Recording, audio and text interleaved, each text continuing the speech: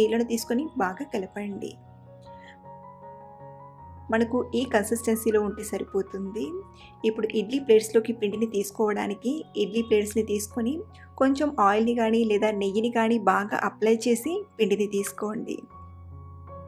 ఇలా అన్ని ఇడ్లీ ప్లేట్స్‌లోకి తీసుకున్నాక వీటిని స్టీమ్‌పై ఉడికించడానికి మరో పక్కన నేను నీళ్ళను తీసుకొని వేడి చేస్తున్నాను. నీళ్ళు ఇలా మరుగుతున్నప్పుడు ఇందులోకి ఇడ్లీ ప్లేట్స్‌ని తీసుకొని ఒక 10, 12 నిమిషాల పాటు ఉడికించండి. 12 నిమిషాల తర్వాత స్టవ్ ఆఫ్ చేసేసి వీటిని పక్కకు తీసుకుందాం. వెంటనే డీమోల్డ్ చేసే కంటే ఒక 2 నిమిషాల తర్వాత డీమోల్డ్ చేస్తే చక్కగా వస్తాయి. ఒక 2, 3 నిమిషాల తర్వాత మనం ఇడ్లీని ప్లేట్ నుండి తీసుకుంటే చక్కగా వస్తాయండి. చూడండి ఎంత బాగా వచ్చాయో. చాలా స్పాంజ్‌గా, రుచి కూడా చాలా చాలా బాగున్నాయి. అలాగే ఈ ఇడ్లీలను నేను కమ్మటి ఉల్లిపాయ చట్నీతో, స్పెషల్ కారప్పొడితో సర్వ్ చేసుకుంటున్నాను.